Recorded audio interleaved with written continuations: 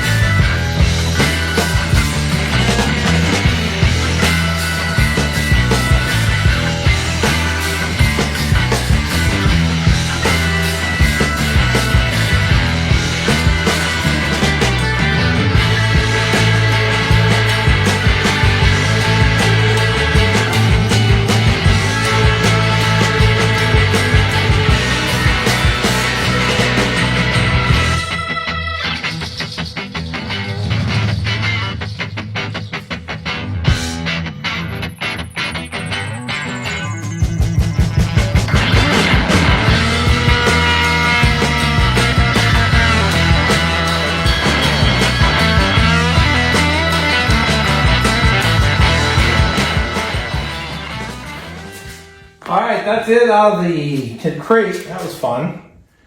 Take off our screen protector. I did have this random screw kind of fall out. I don't know if that's to anything or could be into a caster. It does roll like really well. I have the locks on it because it was moving so much without the locks. Yeah, no, it rolls really well. Let's pull some things open, I guess, and see what it's all about inside. So I'm just going to put that screw there. We have this top that looks like it opens. Yep. All right, that's pretty cool. So, bag of contents. I asked them to put this plug. I use a twist lock plug on my setup, so I asked them to put a twist lock plug on there, so that's cool. That will hook up right away to my configuration. I've got this long tube, which is for air. So that'll be interesting. I guess I have to figure out how I connect that to my air compressor. It's a pretty small tube. All right. Or maybe that goes in the gun. That actually might go in the gun. I'm not too sure. I have to figure that out. So I'll put that out of the way so it doesn't get dirty. There. Power, so pull out, it all just kind of fits in the top though. Set of keys, looks like, and some sort of type of lock. I'll show you that.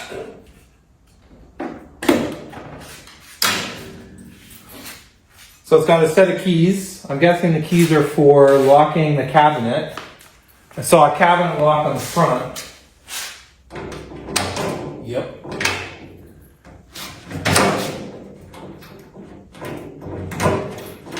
Yeah, that's your cabinet lock for the front. It's got this key with it's like a triangle on it. So you can start to see that. Don't know what that's for, but interesting. Put that there for now. It's got this big bag of stuff. So it's got some lenses. Looks like a Bowden connector. So I'll show you all the bag of stuff in there. Q-tips, don't know what those are for. That's a Bowden connector. In there, I'm guessing that's for the airline. Safety glasses, which I'll be honest, probably use my own. Yeah, okay, cool. I've got this, which there's some screw mounts here, so I'm thinking that mounts on there. I'm guessing that's a gun holder. That's what I think that is. Open it up, see what's in here.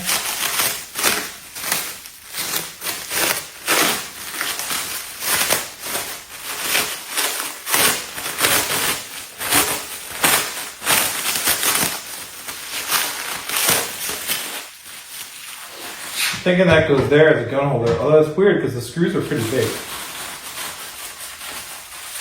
Oh no. Anyway, that's to the side. That. And then this is the actual gun that shoots the lasers out of it. So I'm not too sure what this thing does. Oh, it's got air. So I don't know why you would have to blow air on something. But that's your gun, trigger, on, off. I'm gonna turn it off. Oh, I see, it closes the lens. See, there's a, I don't know, oh, okay. So see how there's a lens here, and then you turn it off and it closes the lens to protect it. So I'm gonna leave that off. And then it looks like there's probably a laser indicator line there.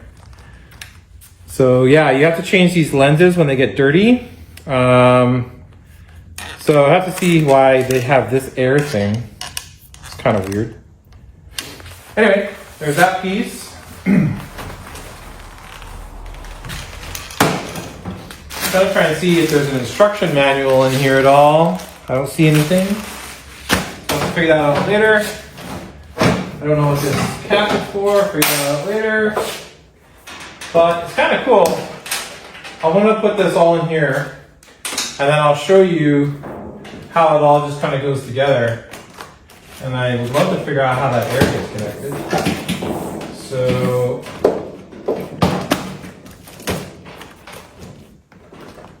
which makes it all a compact unit. See what I mean? When the drawer is up, everything just kind of goes in there, so you can see the air, the power in the back, and then it just rotates to the front, and then this closes like that. There, nice and compact. So that's pretty cool. All right, let's pull apart the front, see what that's all about. So when I was repositioning everything, it does want to roll, that's for sure. I was just moving it around. I went to go kind of position the camera again. It started to roll away already. So the casters are really good. So this push button open, twist to unlock, and then that's your whole component unit. So it does have a water cooler, which seems to be a huge part of the unit. It's just to keep the water chiller going, which is pretty cool. Temperature control unit that's on here. Is that a bit of protective plastic? Take that off.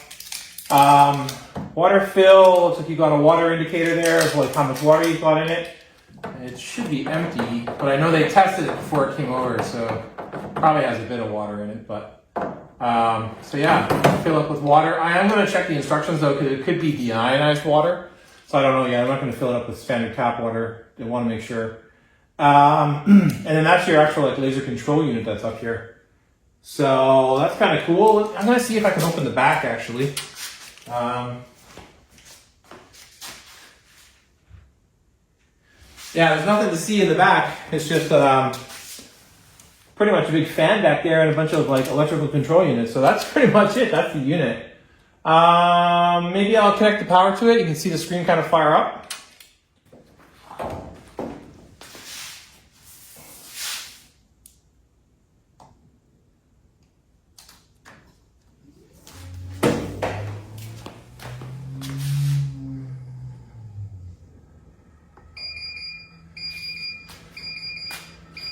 All right, so we plugged it in, but I got a funny feeling. Yeah, I'm getting an alarm coming on because there's no water in it. And the power chiller was left turned on. So that's why that's beeping like crazy. Obviously, I'm not going to use it right now. That's for the next video where I get into it. So let's just turn on the screen.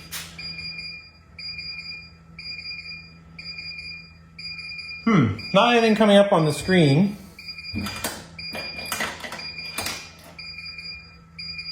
Maybe it has like a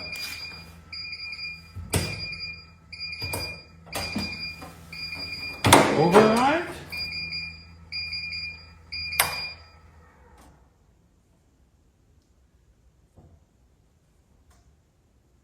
All right, well, we just turned off that.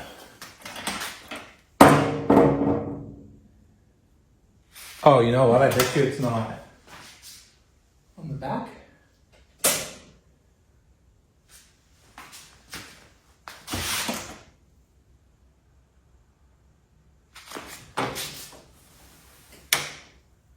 Nope, that's your main breaker. A few moments later.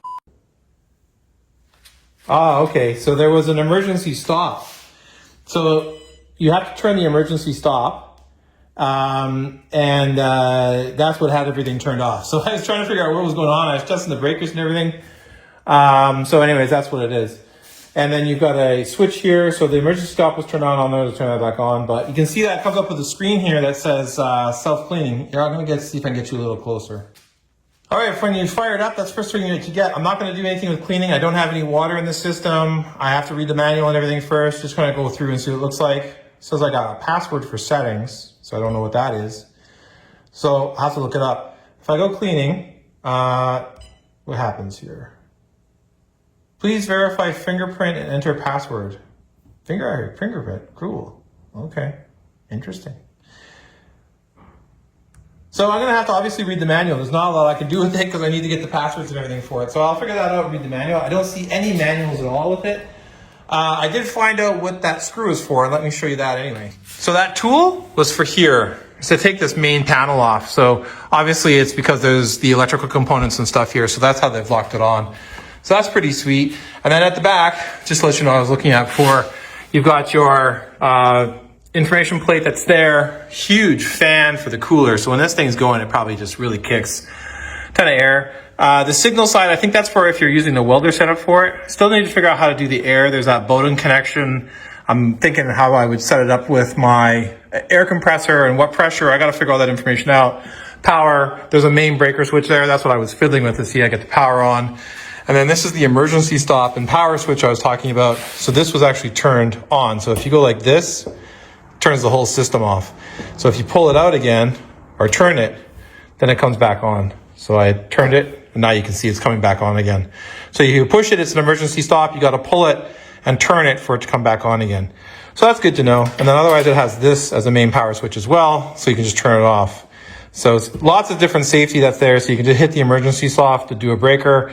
You can turn it to turn the power on. And then there's another switch here to actually turn the laser functionality on. So tons of redundancy. I don't know what this does. Here, I'll show you when it's turned on. It does light up. And it's giving me, there's an output that's here. So I don't know exactly what the output is. Maybe it's the power output, the wattage, because you can't set the wattage. I'm not too sure what that's all about. So I got to figure that out. So I need to figure out how this is mounted, how that kind of works. I do need to read the manual for it, which is in here. I'll provide a link if I do find the user manual online. So if you guys ever do buy this system, you can kind of set it up. But anyway, that's kind of the initial kind of review and unboxing for this video. Pretty cool piece of kit. I mean, it is pretty large.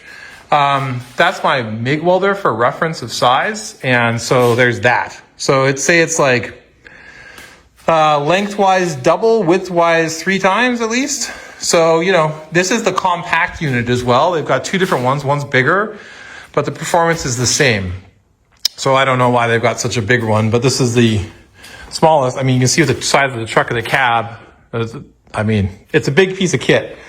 But for what it does, you know, cleaning metal, not having the mess of sandblasting and all that stuff, it's, you know, it's pretty cool.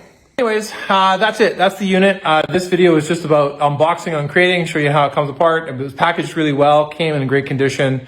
I do have to look up, like I said, the information manual. I want to make sure I'm doing all the startup routines correctly. I was just firing it up to see kind of what the screen came on like, to show you what that's like. But I will do in my next video of the first use, what the procedure is to get this thing going the first time, filling it with water, what type of water I have to use, how I connected my air, what that sort of looks like, pressures I have to use. And then I'm going to give it a first blast. There's actually a piece of from a barbecue grill I've got. It's really rusted out. It's been sitting outside for like 2 years. So I'm actually going to blast that first with this, see how that does with just something simple like that.